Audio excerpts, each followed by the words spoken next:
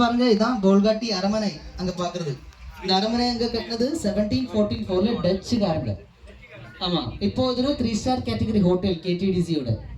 இது வந்து shooting point. நிறைய தமிழ் மலையாளம் மூவிஸ்ல அங்க ஷூட் பண்ணியிருக்காங்க. தமிழ்ல ஷூட் பண்ண மூவிஸ் ஆட்டோகிராஃப், சேரனோட ஆட்டோகிராஃப். அதே மாதிரி வினய் தாண்டி வருவாயா த்ரிஷா படம். இங்க ஒரு நயன்தாரா இருக்காங்க, கிளாஸ் எல்லாம் போட்டு. And on your right hand side, you can see one golden color building over there. That one is the Lulu Bolgatti International Convention Center. It's a dream project of Lulu Group.